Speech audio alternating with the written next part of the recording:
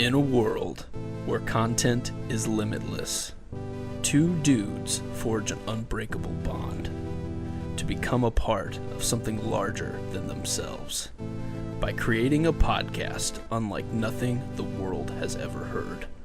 Time is running out, and all hope will soon be lost.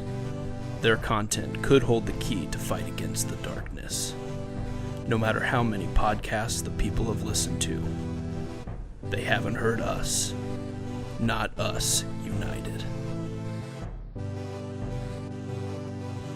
Well, welcome back to Not Us United. You just missed out on about 5 minutes of unused footage because Michael doesn't know how to say words. So, what you're trying to say is I hit peak comedy, and there's no way to go up from that, and so we can't put it in. Otherwise, the podcast would have to end. That's fair. Yeah. I guess I never thought of it that way. Yeah.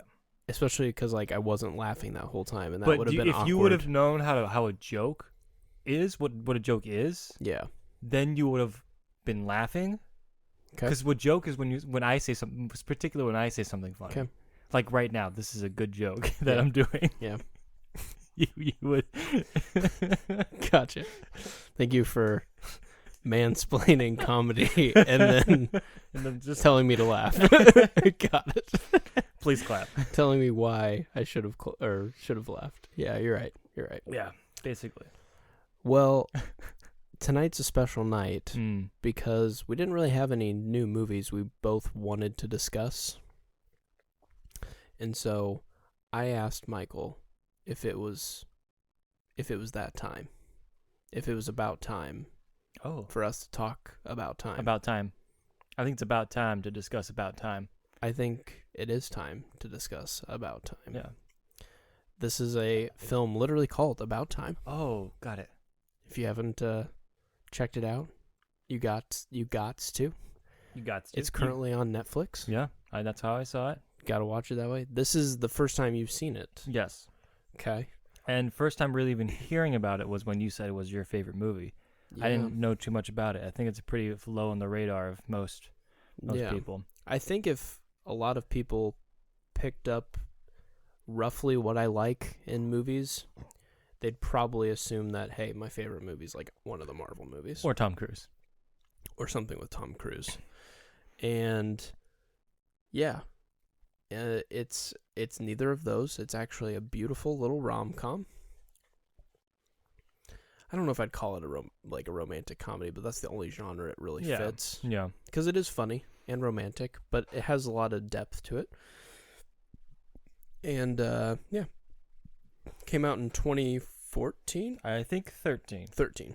That's at least what I saw on the Netflix. That makes sense. Yeah, 2013 then. Yeah, because I think I watched it. Yeah.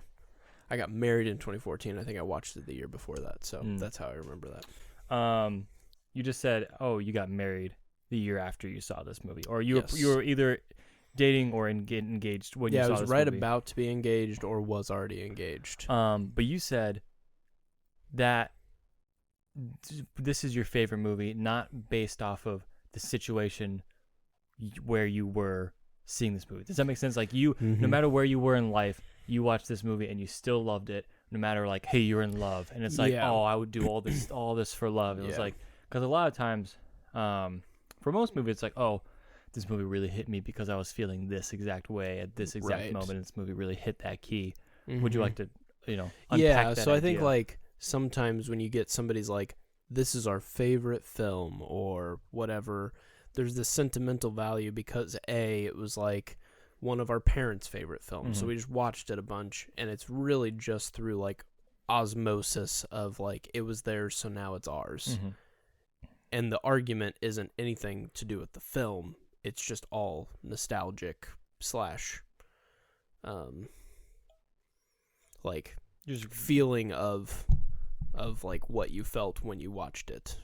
And then there's this event happened while I was doing this, and that's why it sticks out in my head, so it just always had a special place in my heart. This, to me, is my favorite film because, yes, I did feel some emotional thing that, led to a good conversation with a loved one. However, I also just love the way this movie is shot. I love the soundtrack to this movie. I love the plot to this movie, and I like this movie in the same way that like a movie is critically acclaimed versus it just being like, oh, well, it was because this was the night that my wife said she loved me for the first time while we were watching this, and therefore that's why it's my favorite movie. Yeah, you're saying it's regardless of the time and place you see this movie, it is your favorite movie. That's like I would say my second favorite film of all time would be like Avengers Endgame for multiple reasons. Yes, is it shot great? Yes, is the plot good? There's definitely flaws to it. But I also went and saw it with my wife, who I met at the Avengers premiere, and getting to watch that for the first time with her on a big screen. There were just so many emotional beats that had nothing to do with the movie. Yep. It just happened we were there and for that reason, it's accelerated its way up the list, but it's not my favorite because it's not just like perfection. It was more of a experience, whereas About Time is like, this is just my favorite film. So if that makes sense. No, completely makes sense. And I'll get more into those details when we talk like spoilers and stuff, but that's kind of my overall like reason why I love this movie. Great. So hey, love it. But let's start with you in our spoiler-free review. Sure. What, as a newcomer to About Time, with it, being about 8 years. The About Time mythos. Yes. Yeah, I knew nothing really about this movie except that it was your favorite movie and that there was elements of some time travel. Yes. About time. Correct. That's all I knew going in, and Domhnall Gleeson was in the movie, Rachel McAdams.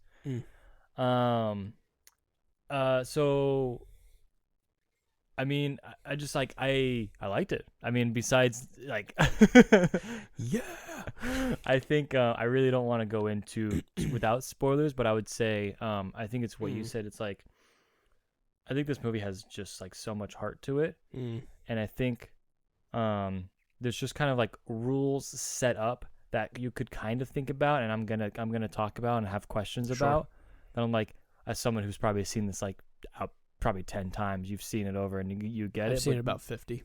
Yeah, there you go. Yeah. So I just saw it last night, so I have questions, and I'm sure if you like really dived in and were like, oh, nitpicky, blah blah blah, but like I think sometimes a movie just kind of washes over you, and you're just like what it says you're saying here is just like you can just have a feel with a movie, and you just love that movie, and it's not gonna be the like most critically acclaimed, well-directed, whatever, but like it just hits you. I think there's a heart to this movie. I think there's just a joy and a love to this movie that is great, and I can see why it is your favorite movie. I'm not like, oh, you picked this movie. Yeah. It's absolute garbage. No, film. Like I would say I really like it. I don't know if I love it, and that's just because I saw it last night. I don't think I could say I love a movie in literally less than 24 hours. Oh, true. Yeah. I don't know. It's got to grow on you a little bit. Yeah, but I could definitely see myself returning to this movie, and I think there's like an idea of like, oh, what would you do if you had this and treat, do this if like the message and like everything just it makes sense, like how everything's progressing, and acting is great. And man, dude, I wanted to cry. Yeah. Yeah. It kind of gets you in that second half because you kind of think the movie's coming to a natural climax and the movie's about to end, and then there's 45 more minutes left. I think the second half is far stronger. Like it's really good. Yep. Like the buildup is like good. I'm like, oh, this is kind of fun. Like in the first half, it's like, oh, this is a fun idea. And like you play with the idea more, but in the second half, it's like, this is like, oh, 100%. It ends. It only gets better as the movie goes. It's like a nice wine. It ages well. Correct. But I would say my experience with it was very positive. Good. I'm glad. I'm clearly biased, and so I'll just say that this movie's absolute perfection. But overall, you sound like you would recommend. Oh, I would highly recommend. So we're not talking about this movie because we wouldn't recommend it. We're both talking about it, and we would both. And it sounds like you're not like sugarcoating it just to get for you. Yeah, no. It seems like you legitimately liked it, which is good. I legitimately liked it. I think it's a fun concept. Yeah, and I think it's like look, I'm also just a sucker for rom-coms. Oh, and I'm just like, man, they hit me, and I'm just like, oh, true love, let's go. Oh, let's go. And so I'm like, I'm all about that, and just having like that twist of like a little bit of like sci-fi into it is just so fun. Yeah. And so I would highly recommend. I would throw it about an 8. Yeah, nice. Yeah. Hey, I'll take it. I mean, I don't really think I should rate it because I'm I was clearly gonna say really 11. biased, but it's like, yeah, this is kind of the movie that I don't even know if I compare movies to About Time. I just am like, it holds that place. This is my movie. And there could be other movies, you know? Yeah. We haven't seen Dune yet. We don't know. You have to legally bring it up in every podcast. We don't know. I mean, hey, maybe the spice will flow its way to the number 1. We'll in see. Your heart. It'll flow its way right into your heart. We'll see. Would you go back in time and not watch About Time and only watch Dune to be your favorite movie? Is that? That's the question. Yeah. But I think even if something ever dethrones this movie, it won't be because this movie got like worse. No, it's good. This movie, solid. I don't think it would age poorly for any reason. Yeah. For like, there's nothing it says that's bad. Yeah. There's nothing that like is done poorly. Yeah. It's just, it's, timeless could be thrown out there. I think so. There's not anything that super dates the movie or lets you know exactly what era of time. Like, it wasn't like there's a bunch of technology in this movie that makes you go, oh. If anything, like, some of the cars they drive are all kind of crappy, like old cars, but I mean, it clearly it could have been made today. Really? Yeah. I don't think there's anything that was like. There wasn't enough of the outside world in this movie to say, oh, this was. I guess like the phone they use is like pretty much the biggest indicator. Yeah, it's clearly in the 2010s, but nothing like dates it in like a weird way. It's still like timeless in that. Yeah, some movies are like, this is a joke that's gonna land for about 6 months. Yeah, and that's it. And that's the other thing, like the rom-comedy like genre is tricky because you have the cheesy ones.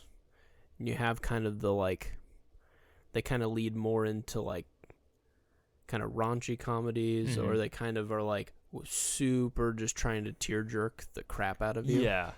So this felt genuine. I think actually that's the word that I would sum up this movie, and then it just has like a genuine heart to it, and it's just like it's not really like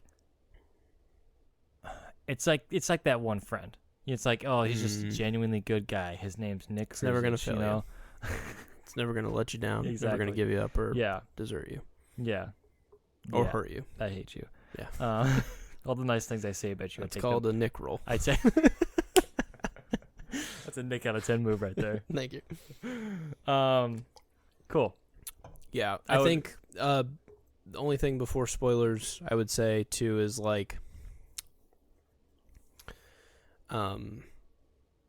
it does have a gimmick to it with this time travel thing, but it has fun with it, but it's never beholden to it. Like, it wrote a story that was good and then had this cool little element that just allowed for some fun moments. And I'm going to get into it at the end, but the way they handled this gimmick is what makes me think that this is probably like my favorite use of this, and I'll explain why that's like my favorite when we get into spoilers. I'd love to. But yes, before we do that, that's our spoiler-free review of About Time. You definitely need to watch it. Yes, please, and please don't continue the review. Yes, just go watch the movie because there's too many things that happen that do just like you have to watch it. Yep. Like, I don't think you can, like, we'll say something and be like, I just think it's one of the movies you have to watch and like feel for yourself. Like, I could tell you beat by beat what happens and like, oh well, this is the part that's very emotional, and like, that's not going to do anything to you. You got to watch it. You have to watch it to experience it. So perfect. Okay, how would you like to begin the spoiler-free review? Or sorry, the spoiler. Oh, we're going back in time. Sorry. No, we're going. Wait, no, we're going. I'm changing my body.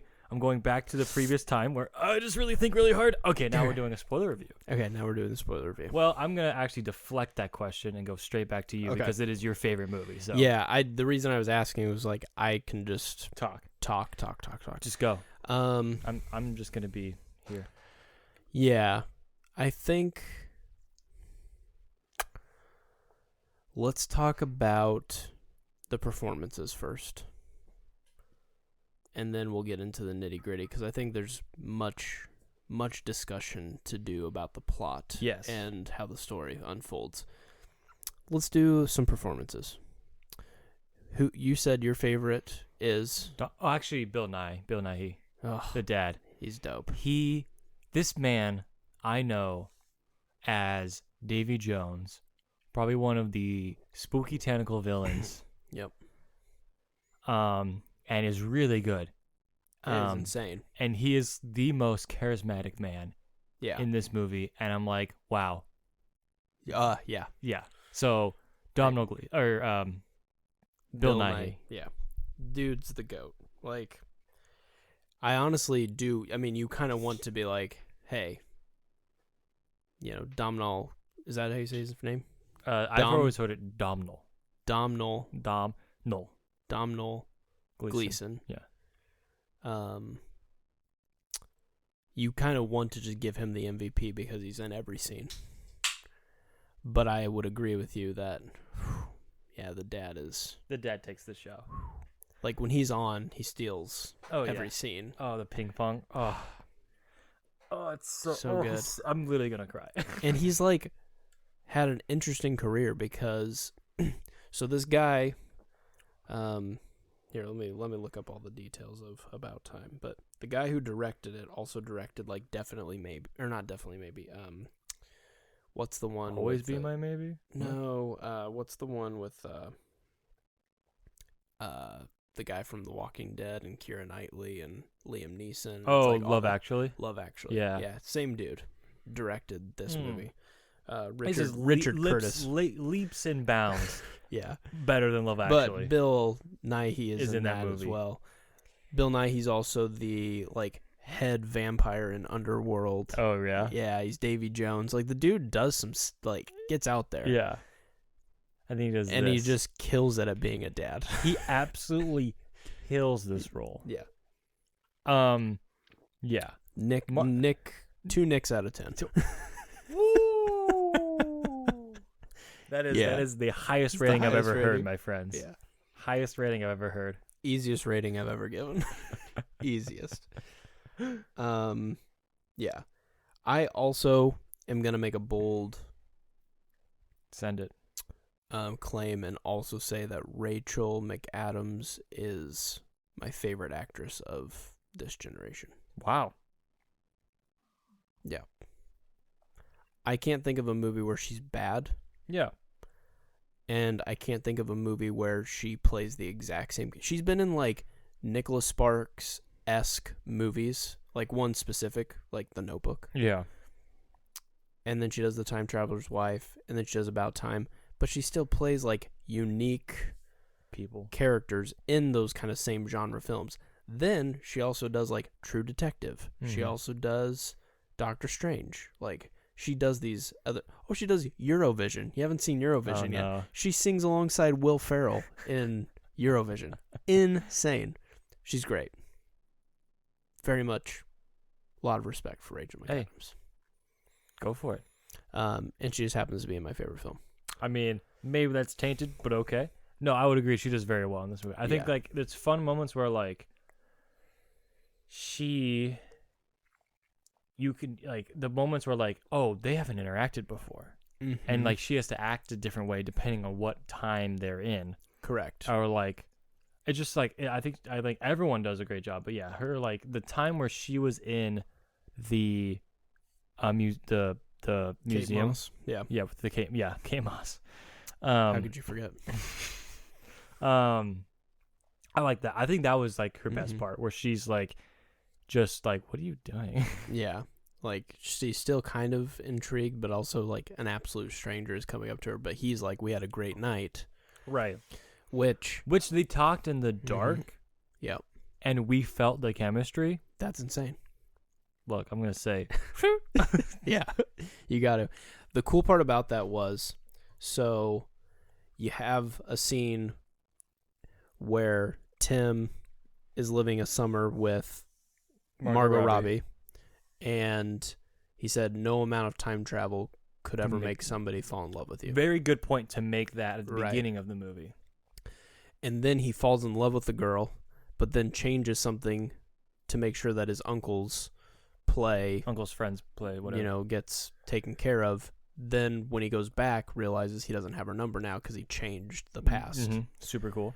But they had chemistry then. So then he has an awkward moment, but then they do have chemistry when he gets... So it's like the same amount. No amount of time travel will keep you from falling in love either. So like there's this cool like...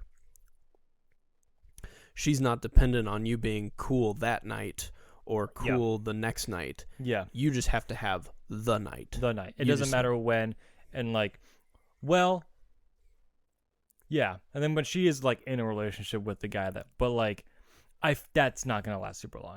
That one. Well, and she ends up like, when they pass him in the next scene, he's like, what a dick. And she's like, yeah, you're right. It's like, see, she didn't really like the guy, but like it would just happen to be the guy that crossed paths with her. And she's like, because she was clearly looking for one. Yeah. So I mean, like, so I'm like, oh yeah, I feel like that just like made it feel like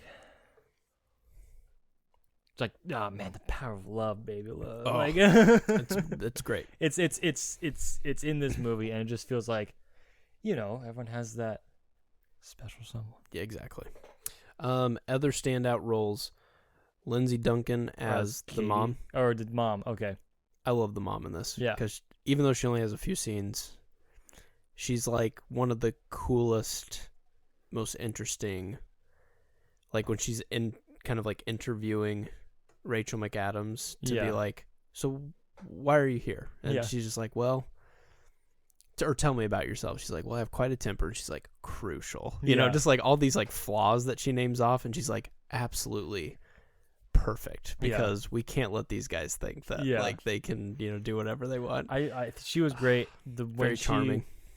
Opens up the door with the dad's like diagnosis, and she's like, I don't know, I don't even want to think about a life without your father. I'm like, just like you said, just incredibly genuine. This movie doesn't. It's just like, genuine. It's like that's what a real person would say. Yeah, they don't have like this great speech, lined up. Also, my boy Uncle Harry, played by Tom Hollander, amazing. Who's also in Pirates of the Caribbean. Oh, is he he's the short dude who like goes down with the ship? Yeah. Oh, he's in Pride and Prejudice. Has some great other stuff that he's done, but also, yeah. Sorry, I don't want to keep stepping. No, you're fine. Just there's these little acts where there's these like little side parts that just shine. He's amazing. He's so good. He's so good. Like he has just so genuine. He's like, oh, who's the who are you marrying? Oh, you? Oh, who's the father? Oh, you? Yeah. And like the part where he's like, oh, you're talking about Uncle Desmond. I'm talking about the other angry playwright guy. Uncle. But he's great too. Okay, talk about Uncle Desmond. That's sorry. fine. I'm getting names mixed up. I'm sorry. You're good. But both uncles are great. Uncle Desmond's what a peach of a man. Like, yes. He has another great line where it's like, when your father told me he loved me, it's the greatest. That was the greatest day of my life. So I guess this is the worst day of my life. I'm like, at his funeral, yeah. And they have that moment where they're like, how's Uncle Desmond's suit? And they're like, immaculate. And he goes, oh, yes. And you're just like, dude, Uncle Desmond, you're the GOAT. Like, he's so good. No, I was talking about Harry, the playwright that he moves in with, who's just like every scene, just absolutely chewing it up. Loved it. Like, that's what I loved about this movie, is it didn't feel like this guy who probably could be a lead in another movie, who only is going to have like 10 lines in this film. It felt like he came and just showed up and was like, I'm in. That's a great point. And be like, people just showed up and knocked it out of the park. Yeah. Everyone was just crushing it. And it's just like, when everyone's playing their part, it elevates the movie. It's not a Domhnall Gleeson, Rachel McAdams movie. It's the whole group of them. Yes. It's the experience of getting to just see how they all interact. And like, even to the point where like his two friends and Rory and Jay, dude, I love Rory. him. Like, and Rory, like, the unsung hero, Mm-hmm. like, just, like, has, like, 3 lines, and he's just, like, this sweet, innocent man. Great. Jay, Dodgy Jay, has only inappropriate, like, scenes, and it's phenomenal. Like, he ends up being, like, the perfect match for the sister. But he's, like, so, like, weirdly charismatic and creepy. Just, like, I love when they're done with their, like, blind date thing, and he's, like, I forget what the girl's name is. The friend. I don't know. Yeah. I don't remember, but he's like, is that you? And she's like, yeah. He goes, Christ, you babe. And you're just like, dude, how's that gonna work? Like, how's that gonna work?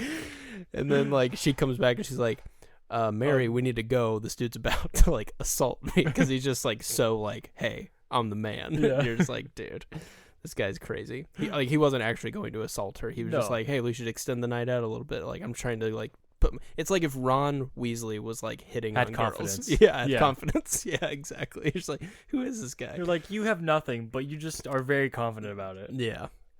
So, yeah, I think overall, and then, Domhnall Gleeson. What can you say? I mean, just, yeah, he does a good job of, like, he technically ages throughout the film. Like, there's, I would say, what do you think? Maybe, like, 10 years? Yeah, and you can see it where it's like you go back to, like, you look at, like, the summer or whatever, and you're like, oh, he does look younger. They do a good job of, like, dressing him to, like, he can look like he's 20. I mean, he never looks like he's 18, but he looks like, because I don't know if he was supposed to be, like, they're going off to college or whatever, or, like, he has a degree. I think he was but technically he just going to law school, probably. So yeah, he's probably, like, early 20s. He looks early 20s. Yeah, but also can look like when he puts on his, like, garb. I love the little like law outfits they got going on. Yeah.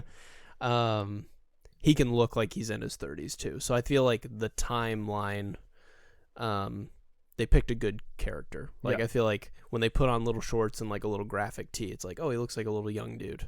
And then when they give him, like, button-down shirts and he switches, it's not like he grows a full beard, but he does look more mature somehow. Like, I just feel like he does a good job. So,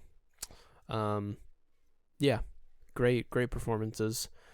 Let's finally just get into, like, the plot and why, like, we think it works. What, like, you said there's this little element of sci-fi. Clearly there's some time travel. How do you feel like time travel was handled in this movie? So I liked the idea. And I was like, it was very thoughtful. Like, oh, what would you do? And I would be so obsessed with going back in time.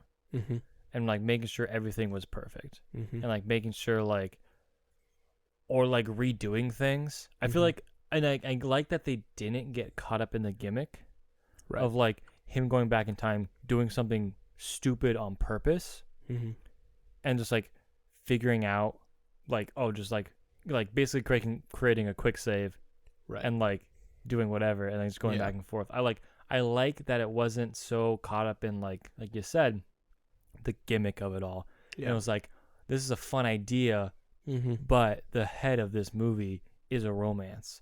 And the whole idea is, like, dude, just live your life. No matter if you had this power, like, live your life, like, every moment is genuine. But the idea of the sci-fi and the going back and forth does create some really cool moments with his dad. Oh, absolutely. That's where I feel like the movie is. Obviously the romance, but, like, the time with his dad is probably the idea that came first, and the rest of the movie came around that. Like, everything in the second half of the dad is just, oh yeah, agreed. It's beautiful, and I do want to get into that. Sorry, I don't want to jump the gun. But. No, you're good. I just wanted to have a quick second on the time travel itself. But there was a point in me where I was like, I don't want to be too hard where it is the gimmick. Like, I was like, oh, why don't we do this and this and this? Or why doesn't the dad explain the rules better? Or why don't we know the rules better? It is overly a pretty clean concept. It is pretty clean. The fact that you become that past self instead of there being two of you. Yes. That makes it just so much easier. It's very streamlined. Like, I think the fact that they don't explain it so much is just like, hey, this is it. You're done. Yep. Like, you're like, you go back and then and then you just go. But you don't have to live that whole time again. That's what I thought was gonna happen. It's like, oh, you have to live all that. Oh, but you can go fast forward back. Yeah. You can never go into the future, but you can always go back to the present. Yeah. But they do it in such a way that like there doesn't need to be CGI. There's no budget used on this. He literally goes into a closet, clenches his fists, and just he's now in another scene. Yeah. Like, and then they just do a good job of like making the same sound. Like there's like a clock ticking, and then like kind of like a weird whoosh. Like whoosh, and then boom, he's back. Mm-hmm. But they don't show like him like teleporting through the whatever. Like it's it's a very grounded, almost like indie level. Mm-hmm. Like if you have no budget for time travel. I'm sure this movie's budget was very small. Yeah. No, that's good. I just wanted to get that out of the way because that's technically kind of the thing is like he can do this, but it's like the whole point of the movie actually turns out that this is where I find it to be like the most beautiful is throughout his time travel, every man in his family has used it for something. Most of the older folks used it for like money, fame, those types of things. His dad used it for reading, which was kind of a neat. That's what I would do. Yeah, it's like I'm just going to read all the books I possibly can. So just keep reliving days where you just get to read books. Mm-hmm. I thought that was neat. And then his thing was the mothership. Yeah. I need to find love. Yeah. You know? And you're like, absolutely. That's the thing was like, there was one flaw that I would say, but that's just I kept the story going, was like, if he was so interested in love, why did he go back and help the play? You know? Obviously he's a good person, whatever, and you can manipulate time, but it was like, if you were so focused on love, it was like, that's where like the gimmick was going on, and I was like, oh, we're going back and doing the gimmick, and I was like obviously you want to help his uncle, right? Like because he's a genuine good person, but like if he was so focused on the love, like I wouldn't, I would maybe be selfish in that, and that's maybe a flaw on me, where I was like, if like I had that great night, I wouldn't want to ruin that night for any reason. Yeah, no, I'm with you. I think at that point in the movie, we're not led to believe that his phone wouldn't like have been updated, like the science behind of that. So like he just never had her number. Like he thought in his mind, I already got her number. Right. It doesn't matter that I never went on the date. Okay. And then I think he just didn't put two and two together. Fair. And it was like, oh shit, this is bad. So I think he's still very much a novice. Like the only thing we've really seen him do is like try to make it work with like a girl. So he uses it like 3 times and it still doesn't work. So I think he's kind of like figuring it out. Well, it's not going to give me love. So I'll just have to kind of live my days and see what happens. And then he finally starts using it again. Fair. No. And they did set the bar for like Harry to be like so miserable that if you could make like one thing, like you just need to it was something so drastic that I do think it was like, all right, I can fix this. This is easy, you know? Mm-hmm. But then it goes to the point of you said before, I was like, it doesn't matter what night they were at. Yeah. They just needed to meet. And we wouldn't have gotten that had he just like had a great date with her. Yeah. And it worked. Because then it wasn't indicative of like, oh, the gimmick doesn't need to exist then. It's just a story. It's just a love story. True. Because then it's just like you had a great like chances you meet at this place. Yeah. So it kind of just created like a little level of risk and reward, because then they end up actually having like an even better first date. Yeah. They go to the party and then they have like appetizers and all that stuff. And 10 so like, meals, whatever. 10 amazing starters is what they call them. Oh, okay. Starters, because we call them appetizers, but starters. And then they have a really cool moment there. So, I think overall it's a pretty clean use of time travel. The easiest thing to compare it to is like there's the time traveler's wife, which also has Rachel McAdams, but his thing is it's involuntary. His body just goes, oh, time to go.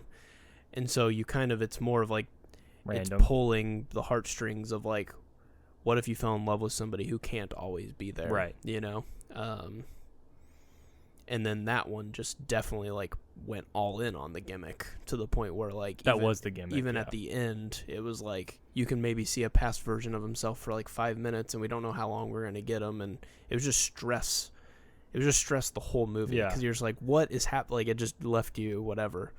And this, I just feel like the gimmick is so straightforward and simple. Yeah. That it doesn't break the movie. Yeah. When you think about like, oh well, this the person from 20 years and like, wait, when is he coming back? It's like, yeah, I think that was another thought I had was like, I wanted to have more interactions with the dad where it was like, oh, is this really you? Like happening, or is this like a time? Yeah, because there's one where he's like, "Hey, I'm at the funeral," and his dad's like, "Oh yeah, it freaking hits you." Yeah, and it freaking hits you so hard. And that's the one time when you're like, "Oh, they're actually talking." Like the dad knows he's dying. Yeah. Before he's actually dying, and then you have this weird like interaction where you're like, "Oh, that would have been kind of cool to have more." A little bit, but I see what you're saying. But I understand saying that now lessens the impact of that moment. Yeah. And that's why they didn't do it, I assume. True. Because, like, having that, like, if they kept going where it was like, oh, are you really here or is this a playback or whatever, like, being like, oh, are we even having this moment or are you just going to rewind and erase this kind of thing? Yeah. That's fair. But I think it lessens the impact of that just ton of bricks that you get hit with when it's so the good. end. But we'll come to that. But no. Agreed. Yeah, I liked the relationship that built between them. I think the gimmick ebbs, and then we focus on the gimmick so much, but it ebbs and flows of like we're using it a lot, and then like, hey, life is pretty great because I met this woman that's amazing, and I don't need to go back in time because my life is great. Yeah. But then like the sister gets in some trouble.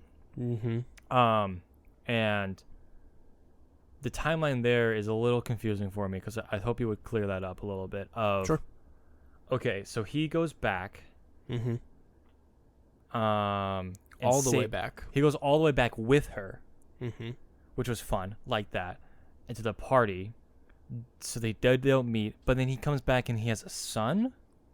Correct, because now that a child has been born, if they change anything from the past, there actually is an effect, because that means that maybe it's not clear that he would have met her on the same night, right, or it would have actually, it doesn't mean everything in between then stays the exact same, right, except for this one night. It changes everything. It changes everything. And so he had to actually go back and then basically like keep himself from doing that and just erase the whole thing altogether. But I thought he couldn't go back to the point before he had a son.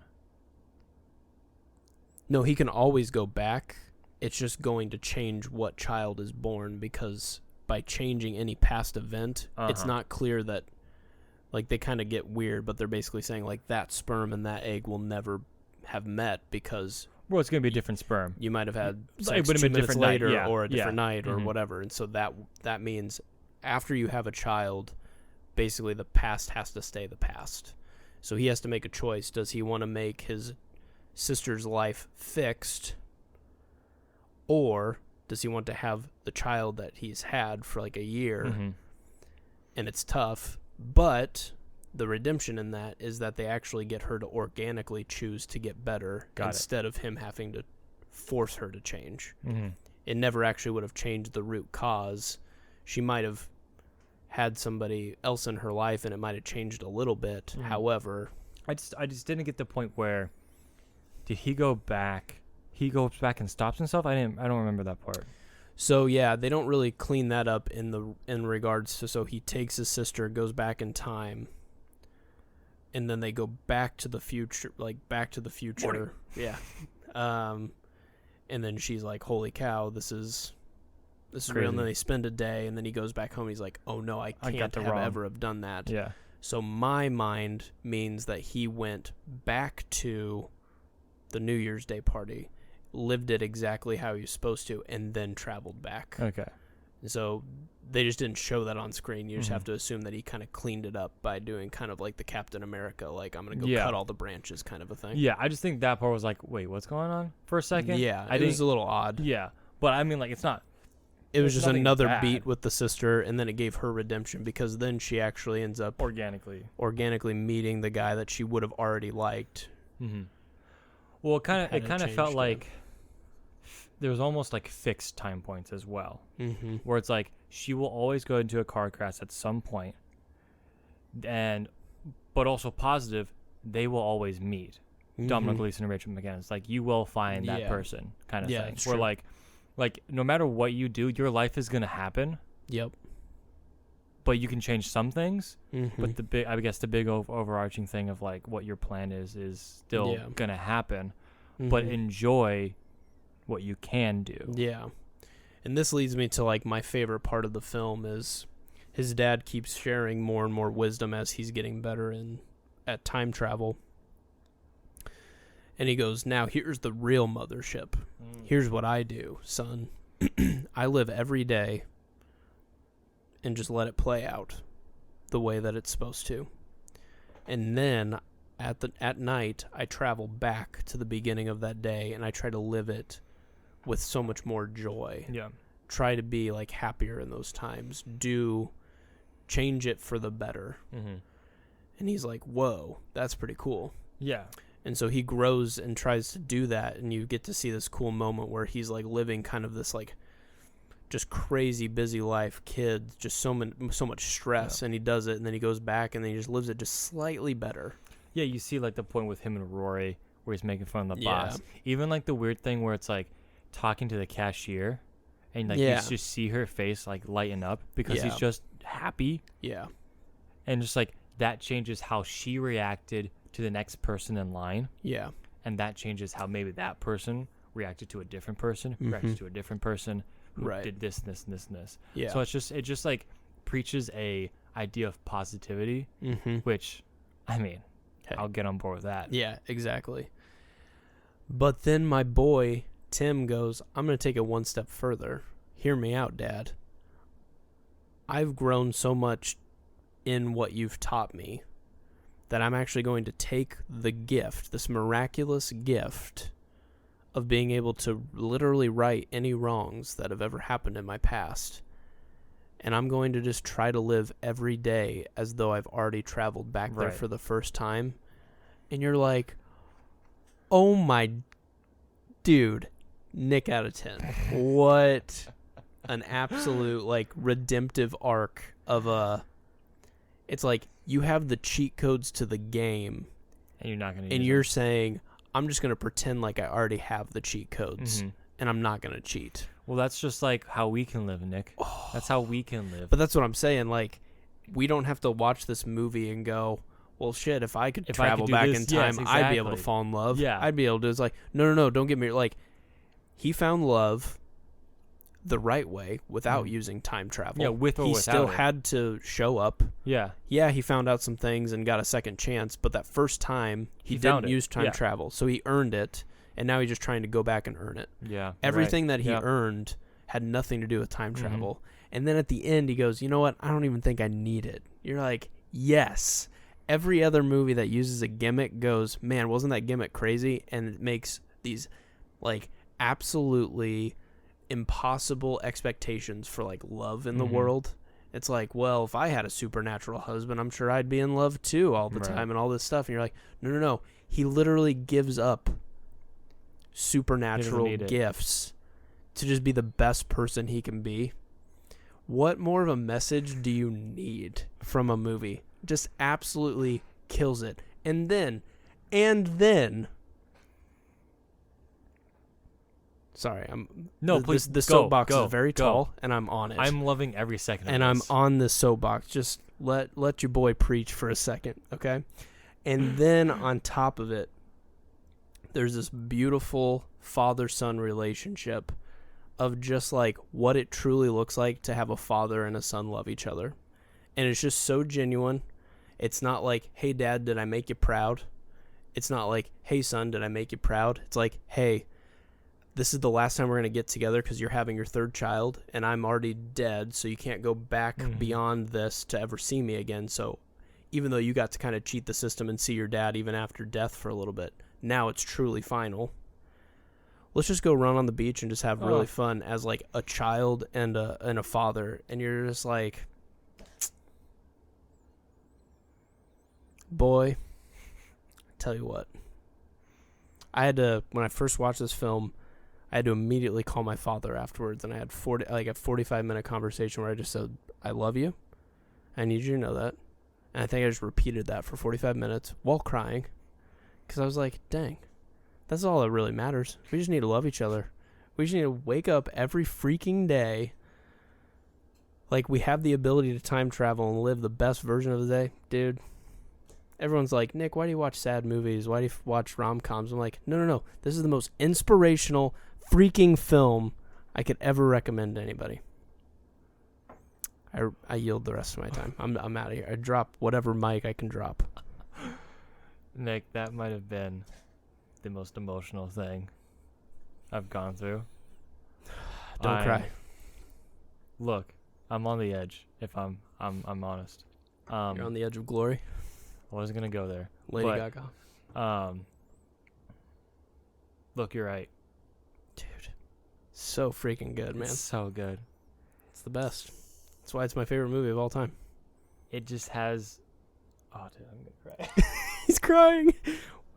We're gonna take a small intermission here while Michael loses his shit, and then we'll when he's got all of his shit back together, we will start talking. I don't think I'm gonna have my shit back together, if I'm honest.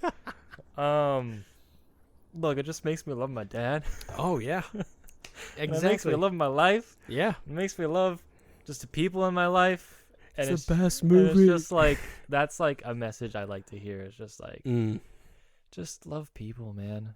Oh. Like why do we need to just like all there's craziness? There's everything in our lives. Like just enjoy the here and the now. Mm-hmm. For me, it's like always like looking to the past and being like, oh well, I was really happy when I was in high school, and I had a great time when I was in college. Remember when all my friends did this, and like remember in high school when like me and my friends like went out and did this, and now I'm like, wow, I mean like I'm having a good time and I love this stuff, but I'm always like looking back, and so like I think just having that message of like, you know what, enjoy the work you're in right now, enjoy like where you're living, enjoy like maybe I don't have like this house, or I don't have the perfect like family unit or whatever, or I don't have this or that. It's just like, hey, you're living right now, and like just do that, you know?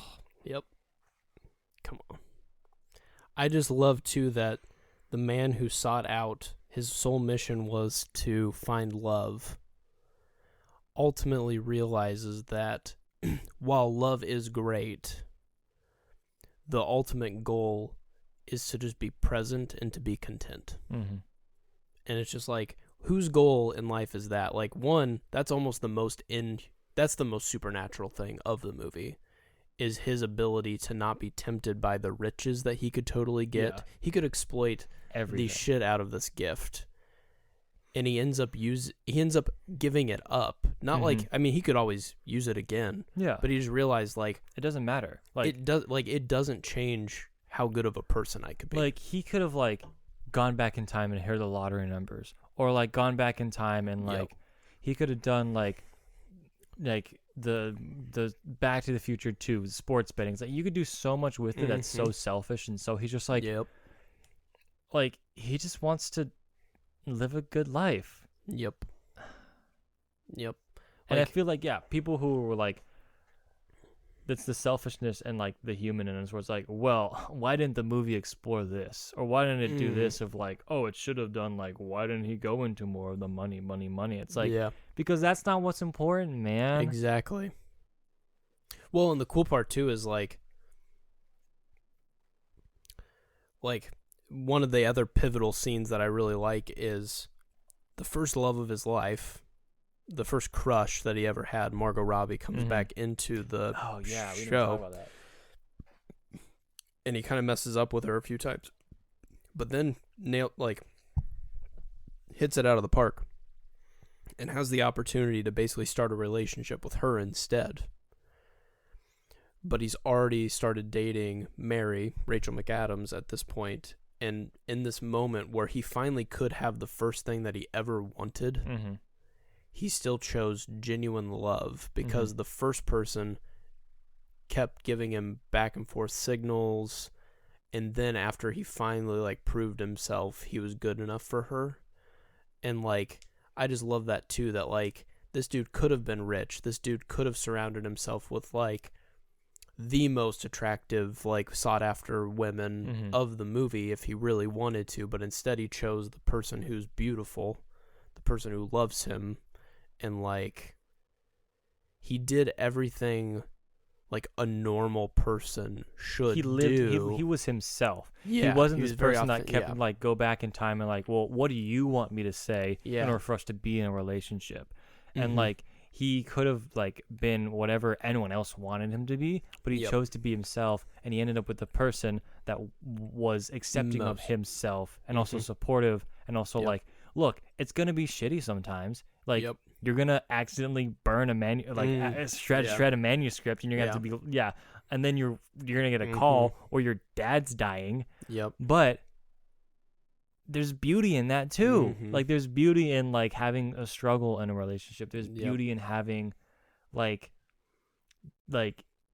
being pushed, and it's like, I think what you mentioned a little before, it's like, hey, some rom-coms have an unrealistic expectation of what a relationship is. And it's like, okay, first 2 acts, so lovey-dovey, and the second act and the third act is like, we had a fight, and then we're gonna come back together because we love each other. But it's just like, this is more, it doesn't have that third act fight or whatever. I mean, they have the fight, but the love story is kind of like over by the end of like act 1 or 2. And then the final act is like, now what do you do? How do you mature? How do you mature past this? Which is also kind of makes it different. Like the final act isn't like the movie kind of feels like it's wrapping up. And then there's like 45 more minutes left. Like it's a 2-hour movie. And so typically you're seeing like these rom-coms like at 90 minutes. So you're like, oh, the movie's over. They got married and they're having kids. No. Like there's still plenty left to like explore. And I love how like they had rain on their wedding day. And he didn't fix it. They picked that awesome Italian Mondo song. That's the one question I want to ask you of tonight. Did you want to walk down to that song at your wedding? And how bad did you talk to Kate about it? El Mondo? Oh, dude. I'll still listen to that song to this day. I love this soundtrack. They've got some great songs. Being an Italian man. Yes. And also loving this movie. Jimmy Fontaine. That awesome, what he's like, the best looking guy. And look at those specs. And there's big ass like rimmed glasses. Oh, it's a great song. Have no idea what it means. I don't know what the Mondo is, or or whatever it is. I don't know. El Mundo is the world, but I don't know what Mondo is in Italian. Nobody knows. We don't have a Google. But the fact that she like chose the song for him, you're just like, dude, this is what love looks like. It's not like you get better, then I'll date you. Yes. It's what if we just love each other unconditionally? Yeah. What if we love each other's flaws, and goods? There's some bads. great like authentic scenes too, where she's like, I'm gonna pick out a dress.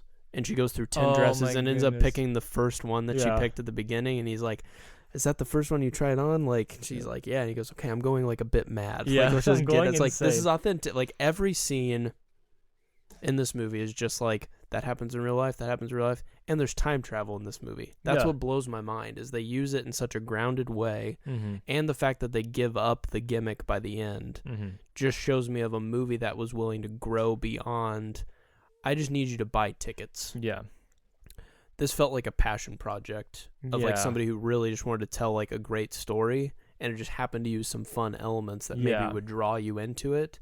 But it's just so much more than like the parts. Like the sum of its parts are just so much better than the specific ingredients that you think you're getting, you know?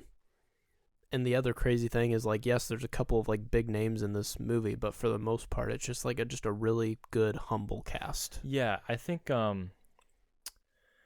this movie wouldn't be the same, obviously, without the time travel aspect. Like, it wouldn't hit the, like, it would just be like, if it was just, him meeting the girl in this dark, whatever, blind date thing, and then they like get married, and then the dad dies of cancer, and it's like, well, that's not a movie. Yeah, that's like, I mean, there's movies like that. Yeah, there's 100 movies like that. Yeah, but this like the time travel like brings it in and like just gives it some fun play. Yeah. Oh man, I just want to go play ping pong with my dad, man. I hear you. Me and my dad have this thing where we play chess. Ooh, and so nice. I felt like you should have him watch this movie. Yeah, see what he says. He'll probably call you and be like, I think we need to play chess more. Yeah.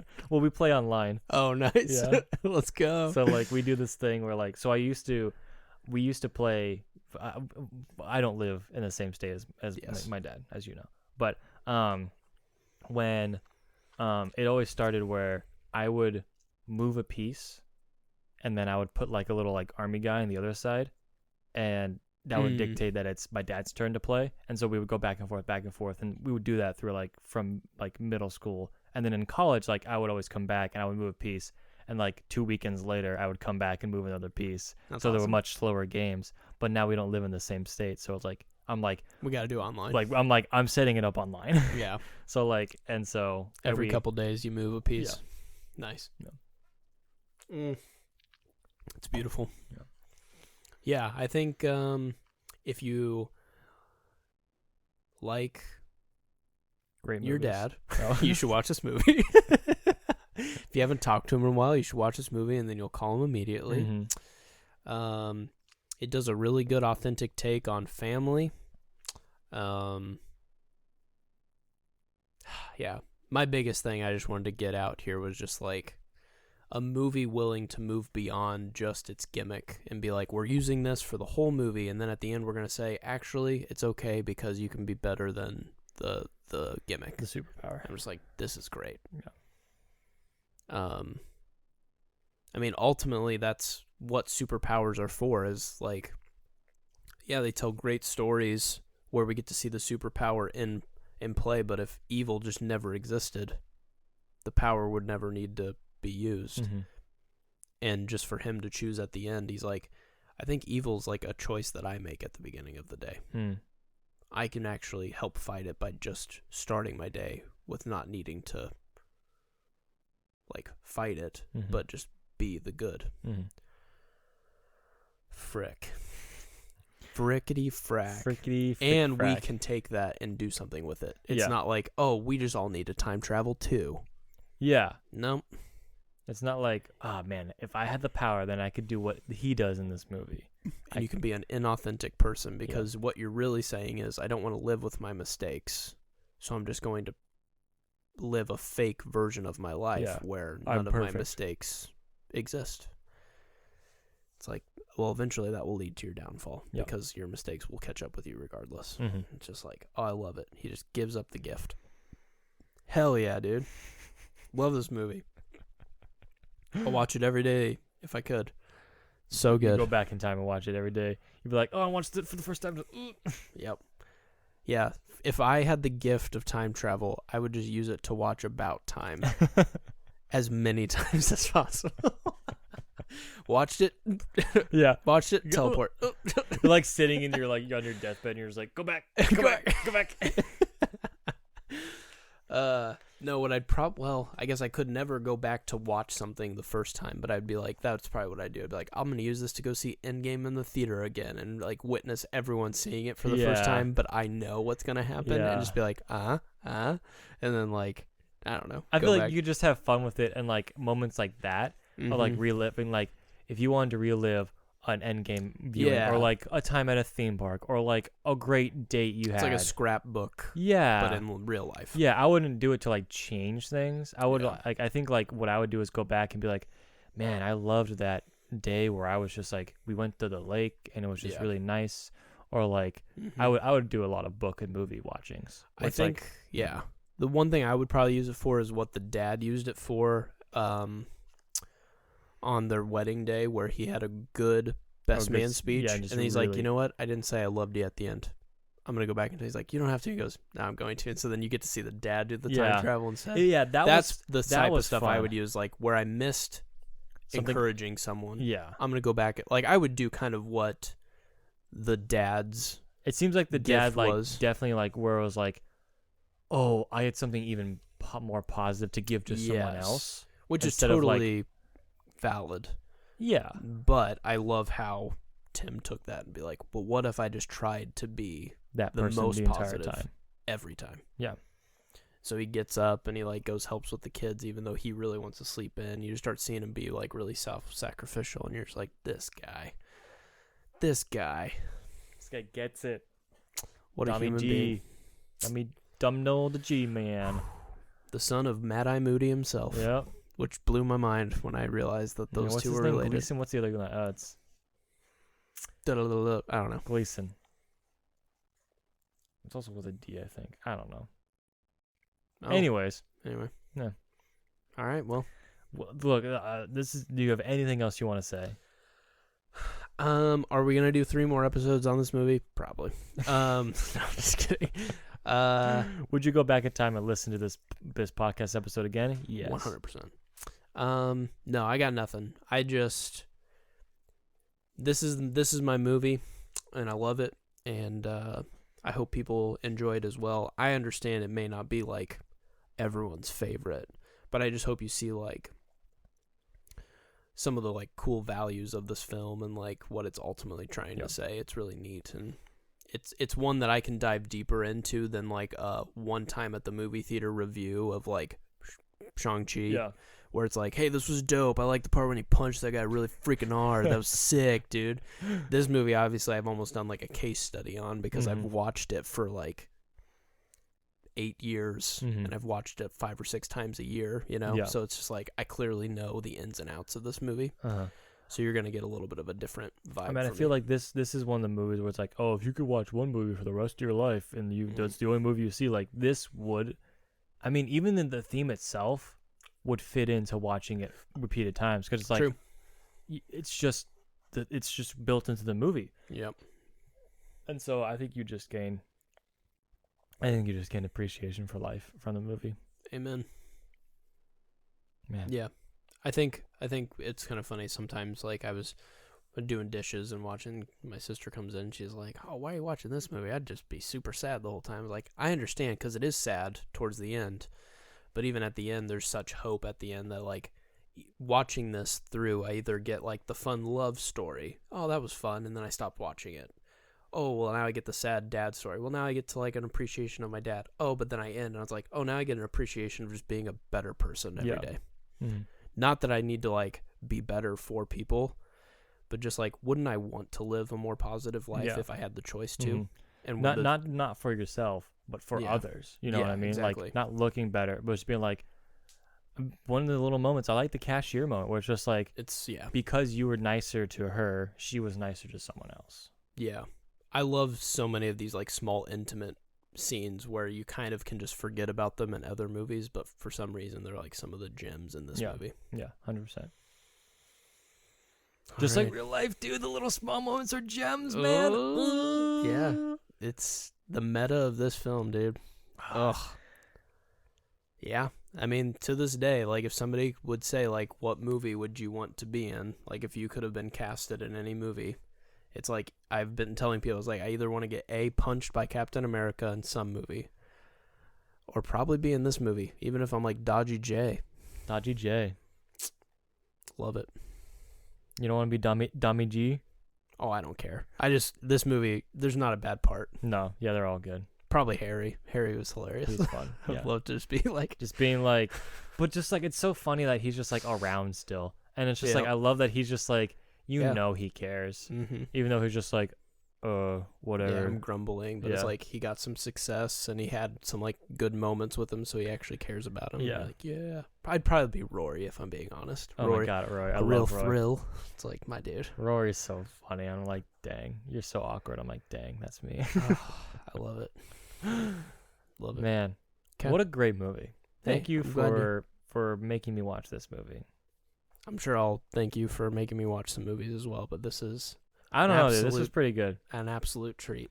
Yeah, this was just like, I'm going to make you watch movies that are so depressing, and then you're going to have to watch About Time afterwards. I'm just going to let you know. Just to cheer me up. All right. Sounds good. Sounds good.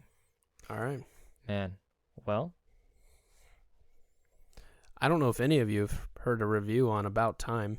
I never read a review about it. Yeah. But yeah, I've heard from us. Not Us United. Have a good night, everybody. Hey. Bye. You've just listened to Not Us United. You can find us under Not Us United on Spotify, iTunes, and YouTube. Please leave us a review and consider subscribing to our podcast. You can reach out for future podcast topic suggestions at notusunitedpod@gmail.com.